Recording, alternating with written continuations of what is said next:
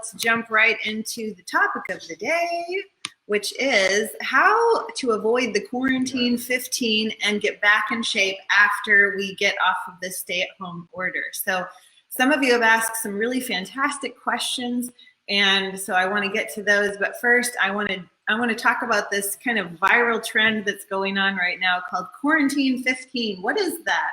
Well, you've heard of the Freshman 15. This is now called the Quarantine 15 because just like those kids that kind of go off to college and they kind of have a little too many free foods around, the Quarantine 15 is something similar to that, to where you can actually be at home enjoying a little too many foods in the pantry when there's not much else to do, or digging into the fridge too much, maybe doing a lot of baking. I heard one of the grocery stores said that they are running out of flour because so many people are staying at home and baking, which is really cool. But sometimes we then get to add a little more fluff than we really wanted to around the edges. So let's talk about today some tips and strategies of how to lose those last few pounds that maybe you kind of put on over the stay-at-home order. And also, I've heard from a lot of people about, like, how do I get back on track? You know, this has kind of been like a really long Christmas vacation without the Christmas, right? So how do I get back on track after I've kind of been off the rails a little bit? So let's talk about that. I just want to jump on here real quick and make sure that there's no pertinent questions that have just popped up.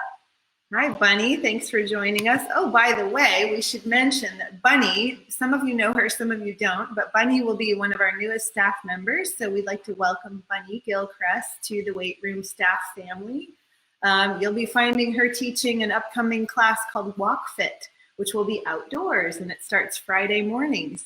So stay tuned for more info on that. Walk Fit will be a walking class outside the gym.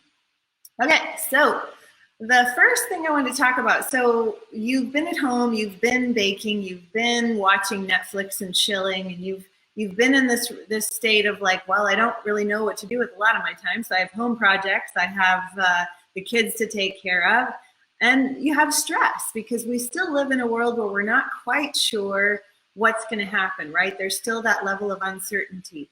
But a lot of you, like myself, have also found a really reflective place of, I want to prioritize my time better now. I want to enjoy life like I have been able to these last few weeks. Because, you know, the stay-at-home order wasn't that bad for a lot of us. A lot of us have realized how nice it is to actually get to enjoy our homes for maybe the first time in a long time. We invest a lot of money in them. Now we can actually enjoy them.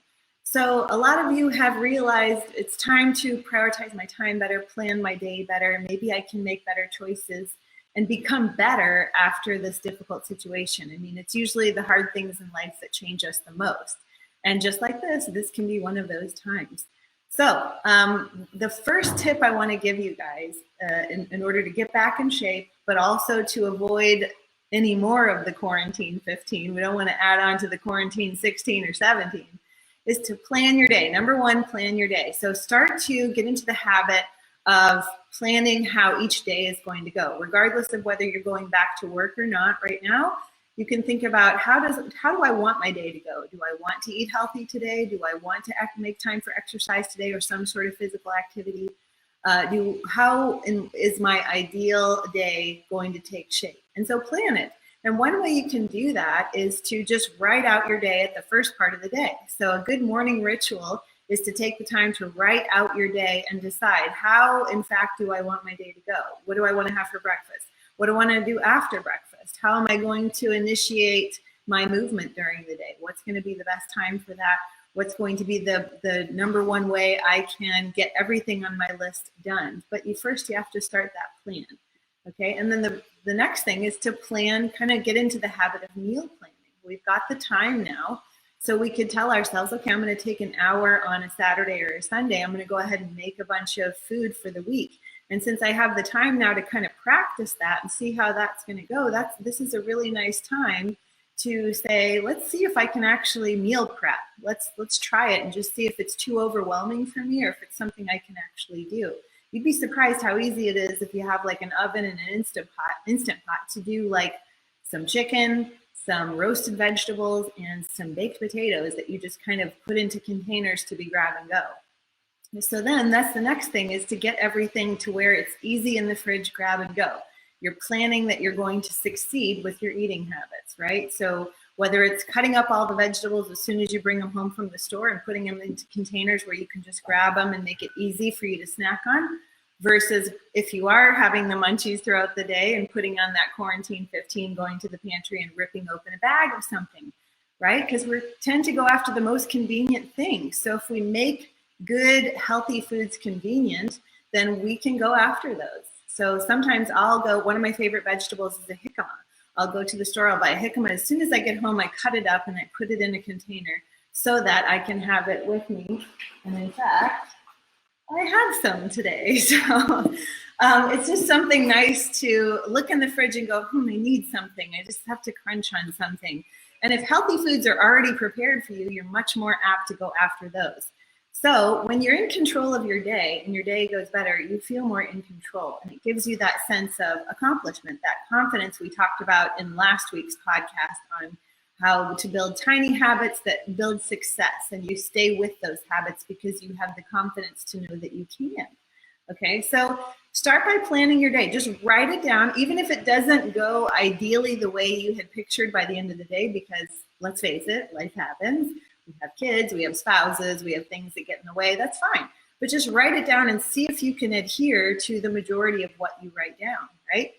So even if you don't make it, let's say that you ate healthy and you exercised for the first half of the day, but then you get to dinner and you're like, why do I always blow it at dinner time? Well, let me tell you why that is. Maybe you'd like to know why we tend to go off the rails more at dinner time.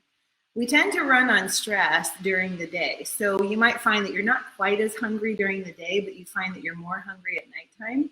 We also tend to have better stable blood sugar through the day because of how our body's kind of moving and we're doing different things and our brain is active. But the actual vibration, because every living thing has vibration and every living thing has energy that causes vibration in its body. Your vibration slows down as the day gets longer and goes into the evening.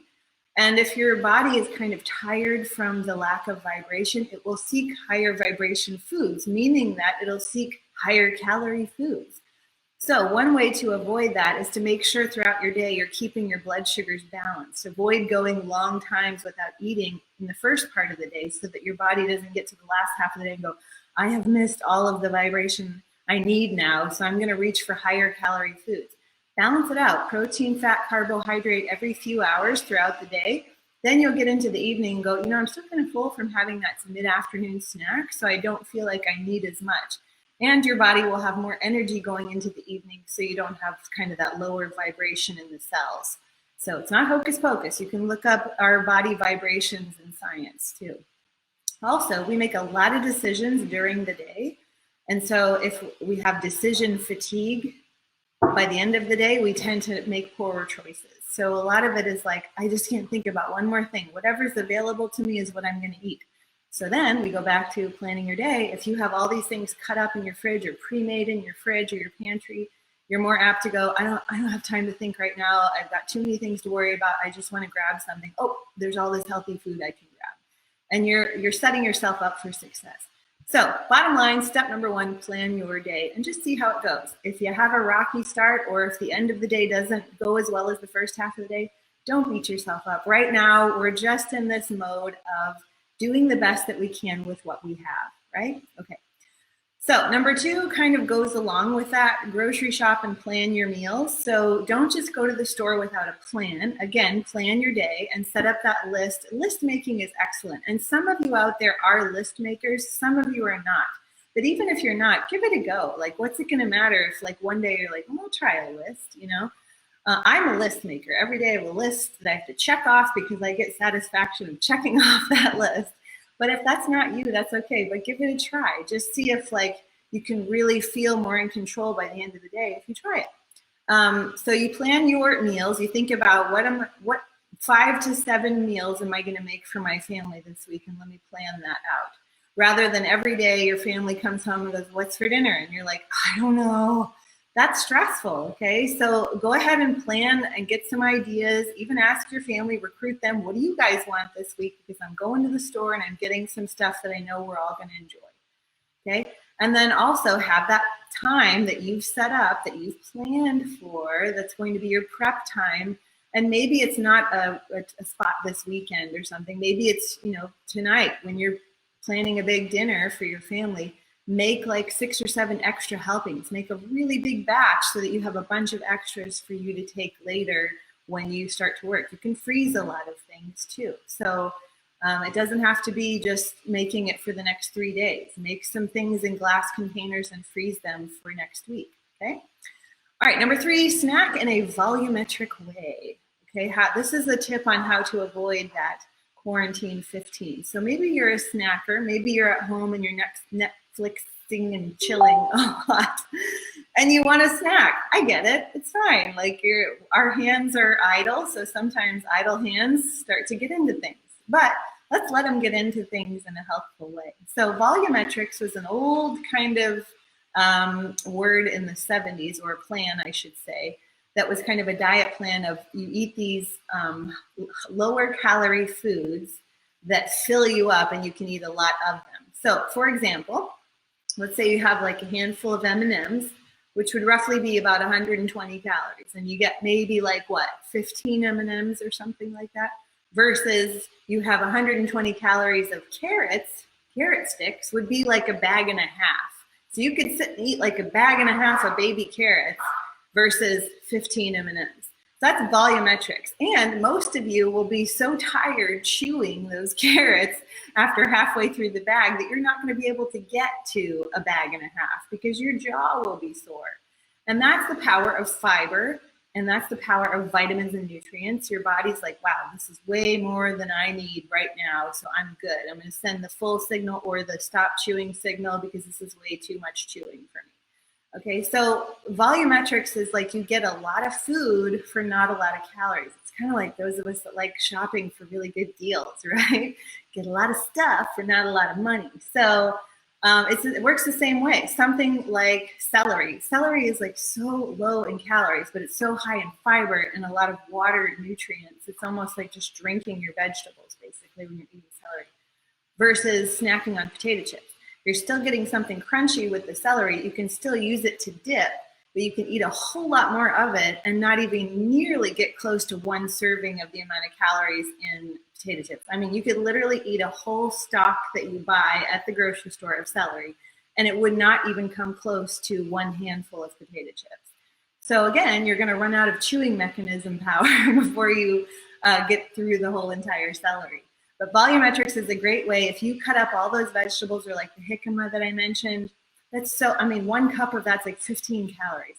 You could eat all to your heart's content until your belly's full, and yet you still haven't overdone it. And you're definitely going to see some results in your pounds and your weight loss and things like that, because the fiber content pushes things along in the colon, okay? We get the colon rolling, and we can start to push a lot of excess hormones that kind of can get recycled if you're not moving your bowels as much.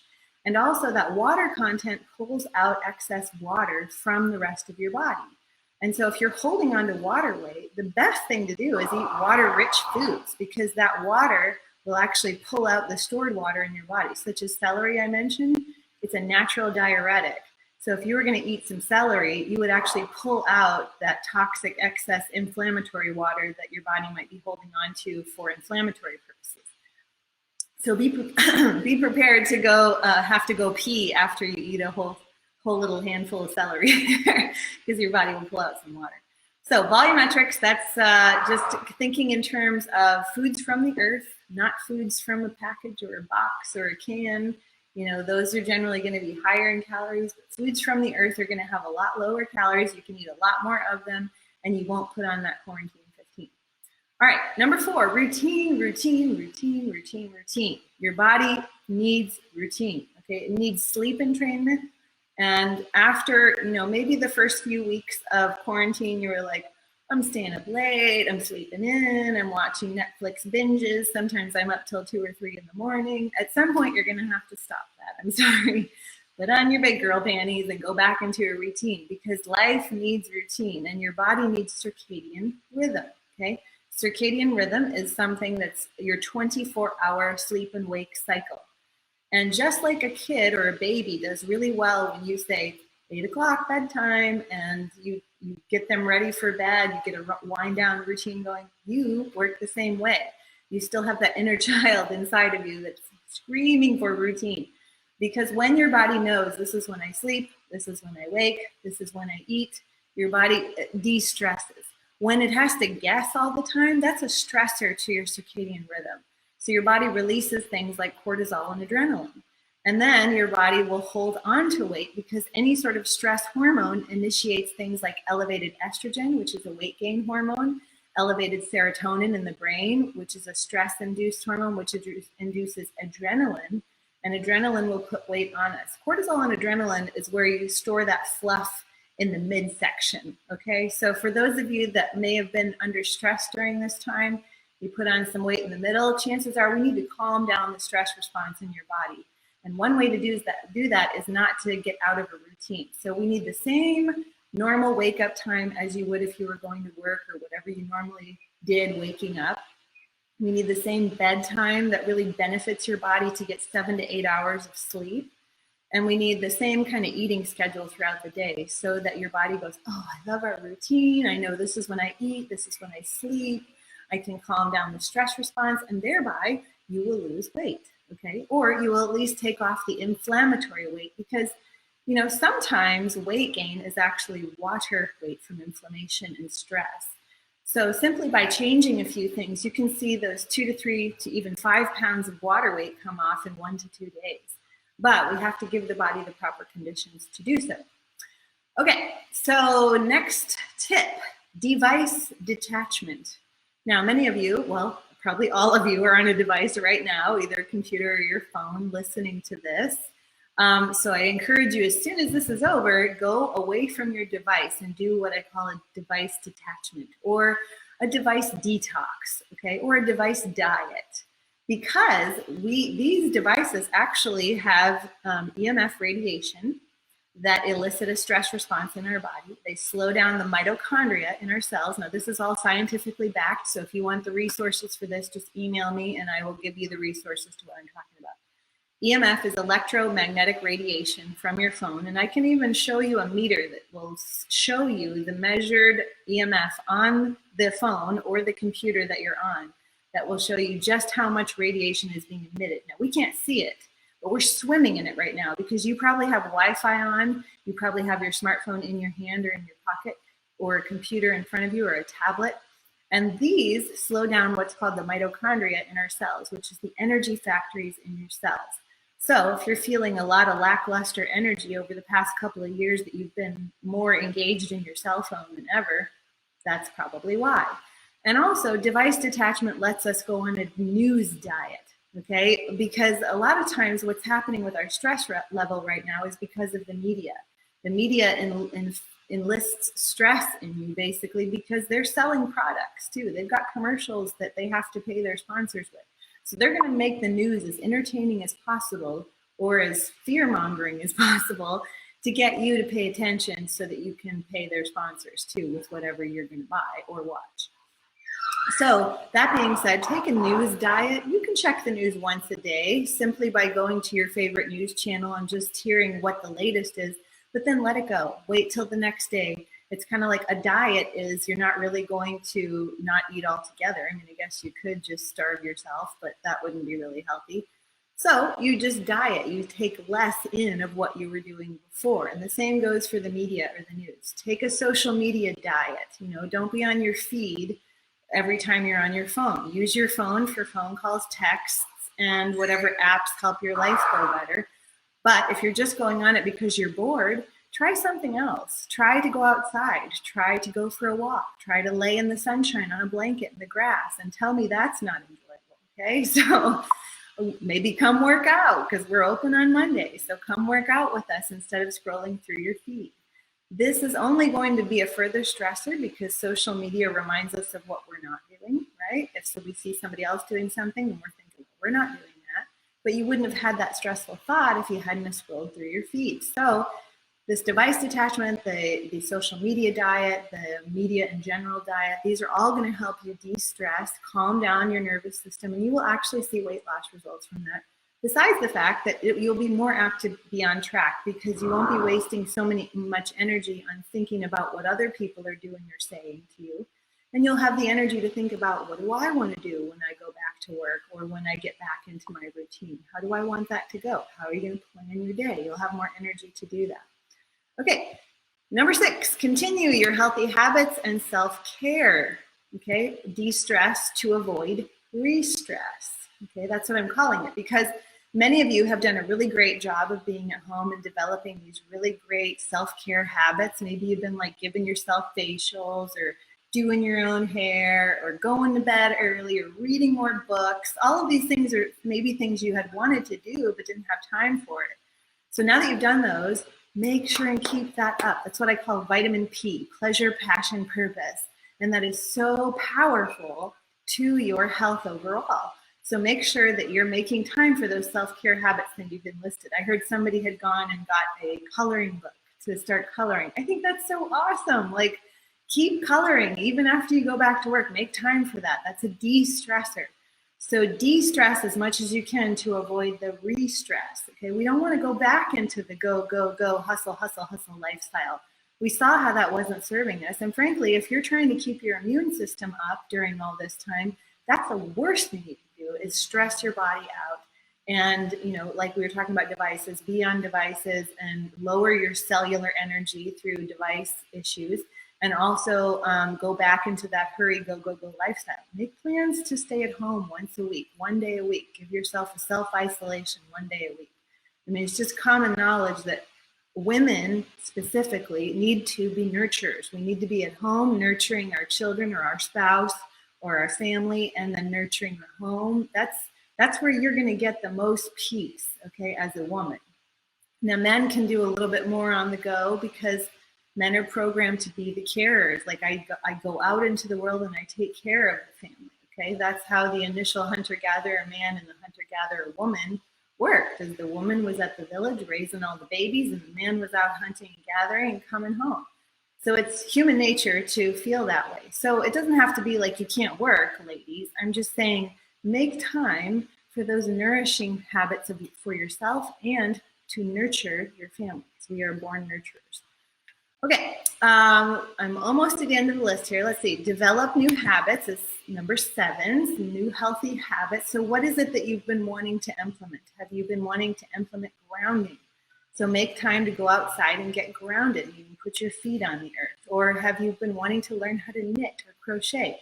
Go ahead and get that started before you have to go back into your routine. And again, then we go back to that tip where I said, work those habits in. Then when you get home in the evening, instead of going into Netflix and chill or going on your feed, grab your little sewing needles or your knitting needles and go to town. So enlist those habits to stay with you to calm your nervous system, because all of our healthy vitamin P habits are going to calm everything down. Okay, number 8, set a goal to prepare for. This is more geared towards the people that are like, how do I get back on track? Not necessarily for the quarantine 15, but it can be.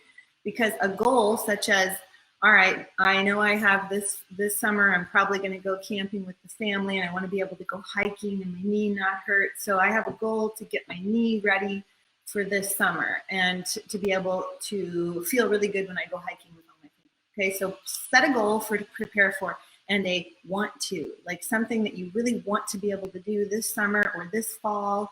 Maybe when they actually open up things like 5Ks back again, you want to be able to go do a 5K. Okay, so set a goal for that, because that's going to help you get on track. We are goal-oriented as humans, and so giving yourself something to work towards is a really great way to motivate yourself to get moving, okay, or to make healthier choices with your food.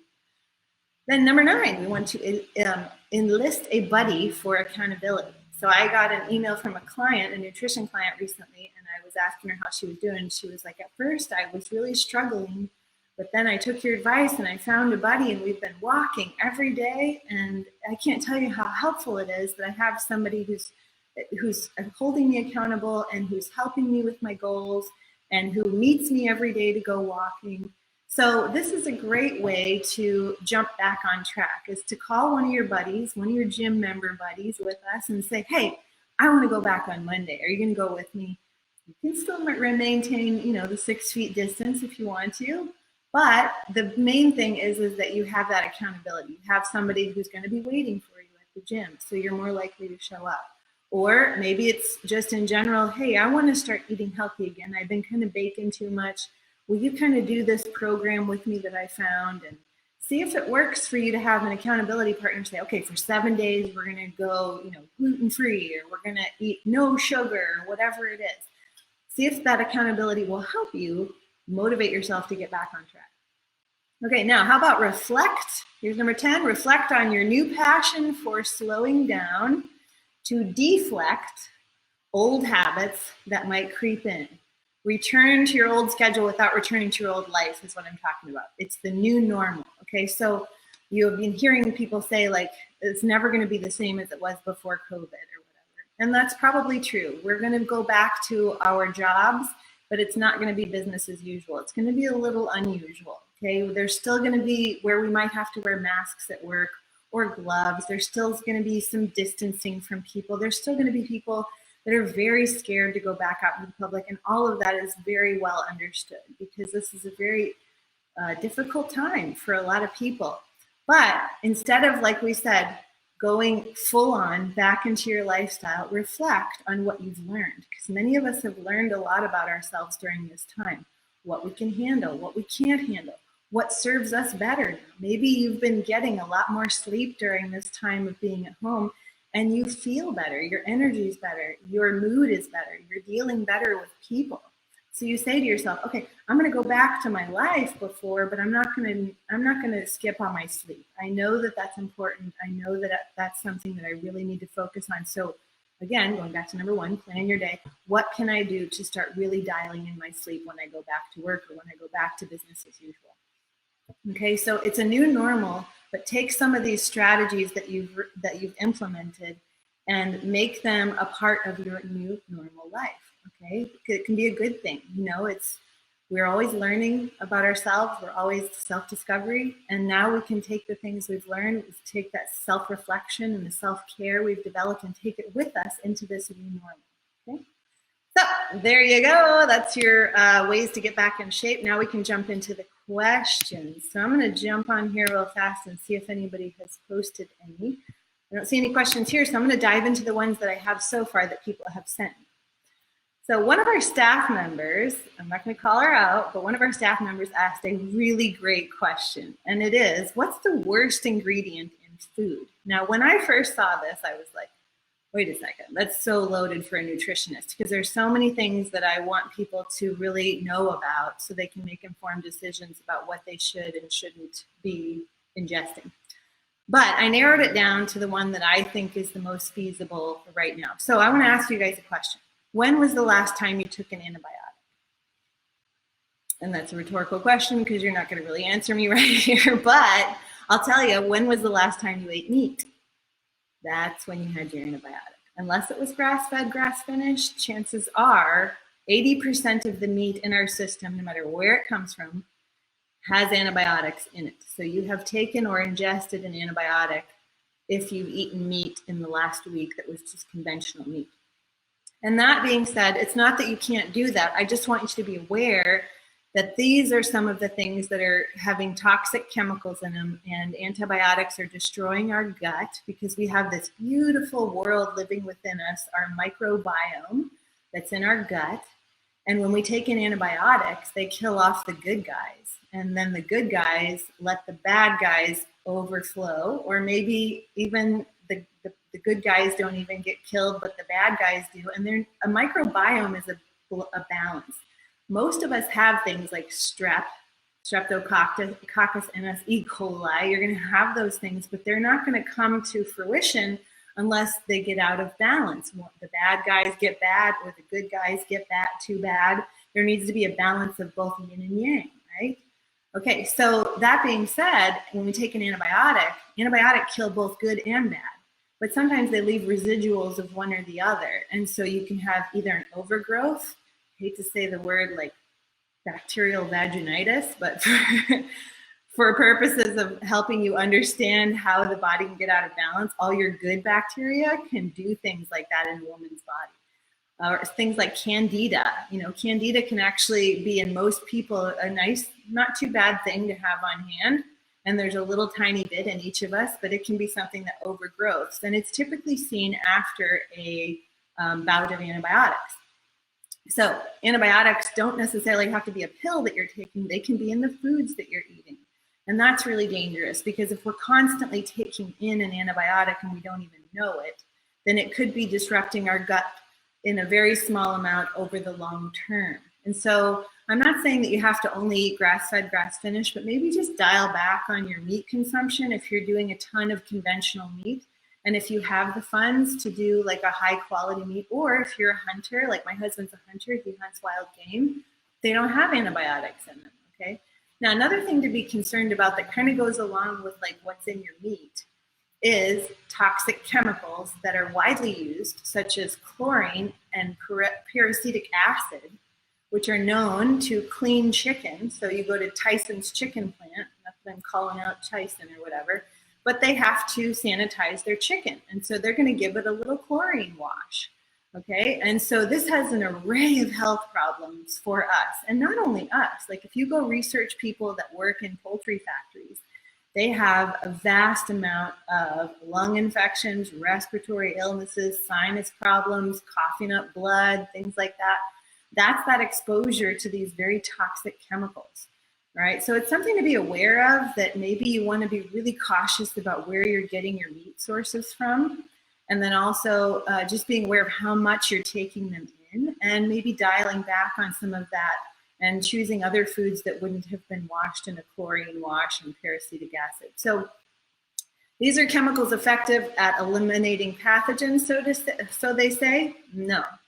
According to the inspector's records at a local chicken factory, and some chemicals may actually mask the presence of dangerous foodborne pathogens that remain on carcasses. So you're really not getting rid of the pathogens that then could cause foodborne illness. In addition, inspectors working with beef and swine, that's pig, report that widely used lactic acid has been known to mask fecal matter on the carcasses, making it difficult to identify contamination. Now, I'm not doing this to scare you. I'm making you aware of the fact that our food system is poorly controlled now. So we need to do our best to make the most adequate food choices for ourselves and for our family, and think in terms of, can I get it locally? Can I find a butcher that does his own meat and that I know he does grass-fed? Can I start doing bow hunting so I can get my own meat, you know? Those kind of things are just something to think about, because we need to be more in control now more than ever of our health, and of our health, the foods that we bring in, the environment that we're in, and things like that. Okay, here's some things that are caused by chemicals in our meat. So various respiratory ailments, sinus troubles. Okay, so if you eat a lot of meat and you have like a chronic sinus infection, that's something to think about. You might have killed off a lot of your good bacteria that keep your eustachian tubes clear. And so the bad bacteria has traveled up into the eustachian tubes, which are all through your sinus cavities and all down into your belly. You have literally like a tube from your nose to your anus, and it's all intertwined. So that, if that gets messed up down below, the bad bugs can travel all the way up, okay? Something to think about. Respiratory and lung infections, even lung-associated deaths to some poultry workers. So, you know, we're getting smaller doses with the foods that we're taking in, but over time, it's something that we need to be concerned about. Headaches, nose and eye irritation, skin rashes, and there are certain chemicals that meats are washed in or that are put into the meats that can convert into the body into carcinogens, which are cancer-causing agents. So that's me telling the truth, and you get to decide what you want to do with that. Thanks for asking that question. All right, number 2, should I start my nutrition or my exercise plan first if I only have the energy for one, Jodelle? Okay, this was a really good question asked by a member. I would say it depends on you. Okay, the answer is it depends. If you only have the energy to either start nutrition or start exercise, which one is less of a stressor for you? Okay, because that's the one you're going to really dial that in if it's not a stressor for you. But if the idea of really dialing in your food is a stressor, then just do the exercise first. If the idea of going back to the gym right now is a stressor, then dial in your nutrition first. Do what you can with what you have. Invest that energy where you know it will be well spent, just like you do your money. Okay, so that's my short answer for that. Is one more important than the other? I would say that you're going to get more bang for your buck with nutrition, but again, that depends on the person too, because if you're already really, mostly good with your nutrition and you really dial in your exercise, you can see results that way too. So answer is it depends. How about this one from Ann? Should I eat less or exercise more to lose the quarantine 15? Well, that goes kind of back to what we were talking before. It depends on the person. If you are eating a vast amount of calories because you've been at home and you've had the munchies, then chances are you probably should do both. Exercise a little more and dial back those convenient foods a little bit as well. But if you're already really low, and this is what I find a lot of women are conducive to, is being very low in calories in general. They're afraid of eating too much, or maybe they're in that diet mode of, I can only have 1,200 calories according to my fitness pal. That's really low. And someone who's eating 1,200 calories should actually not be moving much at all, and probably can't move much at all because they don't have the energy for it. So if you're already eating quite a bit less, I would say bump up those calories and exercise more. Okay, give your metabolism a boost because your thyroid will slow down to match the energy intake that's coming in. A lot of people don't know that. But if you're taking in very, very low calories, then your thyroid's going to slow down the energy production, meaning that you're going to get more tired, your hair's going to fall out, your nails are going to get brittle, your skin's going to get drier, your digestion and elimination is going to happen less. Your body's going to slow down all of the things it requires for energy so that it matches that level of food that's coming in. So by increasing your calories and increasing your exercise, you're exercising to give yourself more energy because exercise boosts our endorphins, it boosts our cellular function, it moves lymph out of our body, which helps with metabolism. But also amping up those calories will help with metabolism as well. So hopefully that will help you with that. You want to increase, sometimes increasing calories and exercise is a good thing. All right, Anonymous says, I'm hungrier now after being at home and not stressing at work and having more time to eat. Is this a good thing to bump up my metabolism, or am I setting myself up for weight gain when I go back to work? Okay, so what they're saying is they've been eating more, like we just talked about, at home and not stressing themselves out.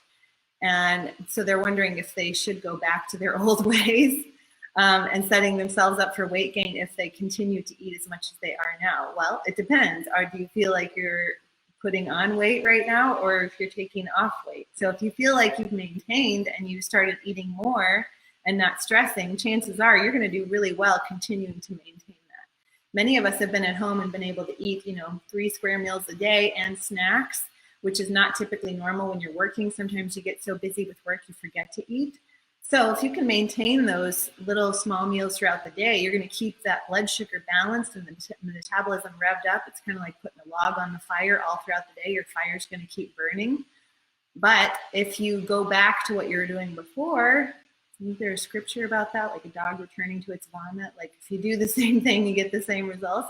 So let's see, take those good habits that you've enlisted from eating frequently and apply them at work, but just do it in a way that's nutritious. You don't want to be visiting your candy bowl every 2 to 3 hours.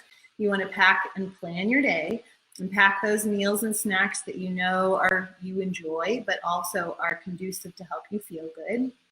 And then you'll probably find that you're setting yourself up for success, because mostly what I find as a nutritionist is most people don't eat enough. They're actually eating a lot less. So sometimes bumping up your calories like you've done being at home and being less stressed, you may find that you're actually going to lose weight versus gain it, okay? All right, what workout is most effective and fastest? HIIT or weights or cardio for losing the extra pudge I gained being at home, says another member. All right, so they've gained a little extra and now they're wondering, should I come back to the gym and should I do HIIT training or weights or cardio? What's going to help me lose it the fastest?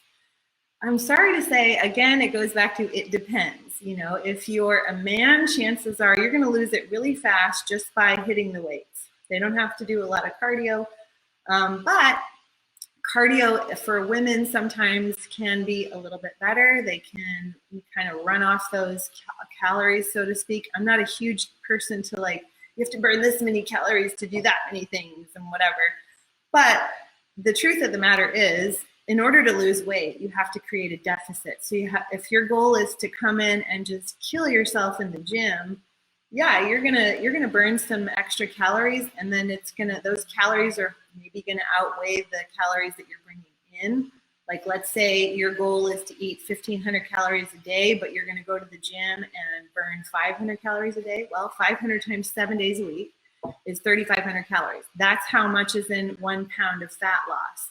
So in 1 week's time, you could see 1 pound of fat loss. But that's also a stressor to your system. So I know a lot of people who, if they're already under stress and they add that much workout stress, regardless of whether it's HIIT or weights or cardio, they will actually find that they don't get any results, because we have to look at the standpoint of stress from cortisol and adrenaline. If those are high, then you will store fat and you will keep it on because your body's in survival mode. It's in no position to let go of weight because it's scared. It doesn't know what's happening to you. So one of the best things you can do is keep that low stress feeling down that maybe you've developed being at home and taking more time for yourself, and gradually easing back into a workout schedule that you like. What do you like? Do you like HIIT training? Do you like cardio? Do you like weights? Choose the one you like, because that's going to be the less stress for you. And stress is really where it's at when it comes to weight gain. All right, yogurt. Let's see, we had another staff member that asked, which one is best, plain or Greek, unsweetened or sweetened? All right, well, and we also had one of our members, Melissa, asked also, like, with regard to yogurt, which one should you go after, low fat or low calorie foods? Like, is it more important to go low fat or low calorie? Let's say neither, okay? So we've been talking about the importance of not doing less, but actually like amping up your calorie intake to match your energy level. If you want to have really good energy for your workouts, you don't want to go low calorie, or you are going to be tanking in the gym. You're going to be leaving early. You're going to be feeling like crap when you get there. Your pre-workout's not going to work out. So the best thing to do is go, all right, let me dial in, use the calculators online if you want to. And just for a couple weeks or so, or even a couple days, track your calories, see what you're getting in, and see where you should be with regard to what's called your BMR, your basal metabolic rate. That's the bare minimum that you should be burning if you sat and did nothing all day. On top of that, you're going to add some calories, but all these online calculators will help you do that. Or come see me. I help people figure out their range of needs. Now, I'm not huge on calories. I'm more like, let's make sure you're getting the nutrients that you're getting, because then your body's going to really have the output that it needs as far as thyroid and hormones and things like that. But calories are neat to just figure out sometimes and make sure you're within the range. Now, any given day, because of stress, because of hormone fluctuations, because of activity is different from one day to the next, you can't just say, I need 500 calories or 1,500 calories every single day. No, on a woman that has her period, on that day, she's going to need like 200 more calories just because of all the hormonal processes that are happening on that day one. So, I mean, there are so many things underlying that you can't see that are going on with hormone and metabolism fluctuations and emotional. Like, have you ever been so emotional that your heart was racing and you ran on adrenaline all day because you had to have a talk with somebody or something like that, and you were tanked at the end of the day? You burned a ton more calories because your heart was racing all day, just like you were in a workout. And that's why you were so exhausted by the end of the day. We don't think about that. We only think that if we get on the treadmill for an hour, then we burn 500 calories. No, you can burn 500 calories crying because you lost someone and you're grieving. That's really hard on the body, but that's a whole other story. Going back to the low fat or low calorie, it's not about going low on anything. It's about finding balance. It's about making sure that your blood sugar stays stable with a protein, a fat, and a carbohydrate at every meal. So in terms of yogurt, let's just give an example of that. In the Yoplait, 60 calorie light Yoplait yogurts or whatever, those are really popular because it's like you get 2 spoonfuls of yogurt and it's supposed to be sweet and tastes good. Frankly, like, that's like baby food to me, but whatever. I want to see what's on the ingredient label. I don't care what the nutrition facts are. And if you flip it over, you'll see that it has artificial sweetener in it. Artificial sweetener slows down your thyroid. So regardless of how many calories you're taking in, you have now derailed your thyroid.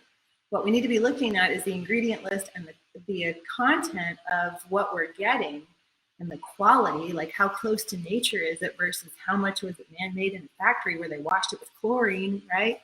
So what you're going to do is look at it from a standpoint of, does it have protein? Greek yogurt has higher quality than just plain yogurt, so getting a Greek yogurt would be great. And then look at it like, that Fage yogurt is like 0%, so it doesn't have any fat. So you either want to add some fat to it or buy the 5% Fage, which has fat already in it. Then you're going to look at the carbohydrate content and notice that Greek yogurt's pretty low in carbohydrates. So you want to add a good healthy carbohydrate like some berries in, or some honey for some good mineral-rich, good carbohydrate sugar, and sweeten it yourself. You've bought the unsweetened, and that way you've just made a well-rounded meal in one little bowl. And no, you don't need 2 spoonfuls. It's usually about a cup, should give you a good size of portion-controlled protein and a good healthy dose of fat. So that's just an example of yogurt, but that's what you want to think of, is how much of my food is quality food versus convenient, low-calorie food. It's more about like how close to nature is it versus how many calories does it have in it. And it doesn't really matter what diet program you're following. I can tell people, I'm not after you to be on my diet or anybody else's diet or whatever. I'm after you to create quality out of your eating plan. Whether you're keto or whether you're paleo or whether you're Whole30 or whether you're, low fat or vegan or whatever, make sure it's quality. Like, make sure it's not convenience food. Make sure it's been as unadulterated as possible and close to nature as possible, because that's what's going to get us back to nature and back to our ideal shape. All right, so enough about that. Looking online, I don't see any other questions that have popped up, so I think that we have reached the end for today. But be sure to share this on your social media page and let other people know about the value of taking care of yourself during this time as we prepare to go back to business as not so usual, but kind of the new normal. And just take 1 or 2 of the nuggets that you've learned today and apply it, or share it with somebody that you know. Thanks for watching, and we'll see you next time. Bye for now.